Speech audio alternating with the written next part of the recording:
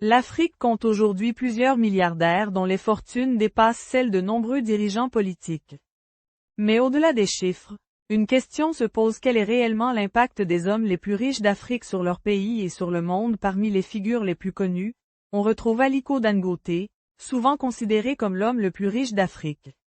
Il a construit sa fortune dans le ciment, un secteur essentiel pour les infrastructures.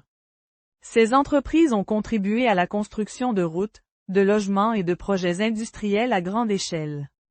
Un autre nom important est Johann Rupert, dont la richesse repose en grande partie sur le secteur du luxe. À travers ces entreprises, il est présent dans plusieurs marchés internationaux, ce qui montre que l'influence économique africaine dépasse les frontières du continent. On peut également citer Nicky Oppenheimer, longtemps lié à l'industrie du diamant, ou encore Mike Edenuga, actif dans les télécommunications et le pétrole. Ces hommes ont un point commun: leur richesse repose sur des secteurs clés de l'économie.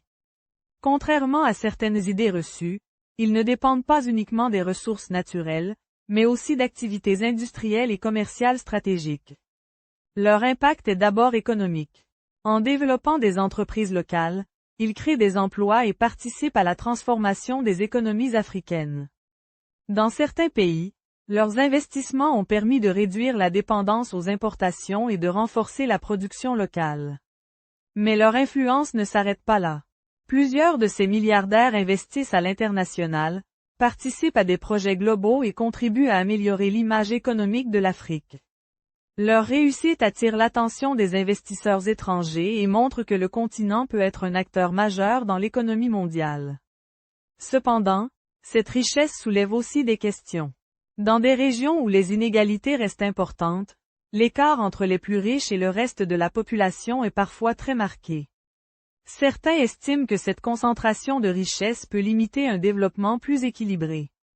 Il existe aussi un débat sur leur influence.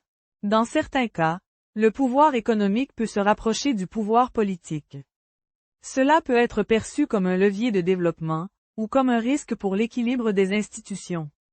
Malgré ces débats, une chose est claire: les hommes les plus riches d'Afrique jouent un rôle important dans l'évolution du continent. Leur capacité à investir, à créer et à influencer les marchés en fait des acteurs incontournables. Aujourd'hui, l'Afrique est en pleine transformation.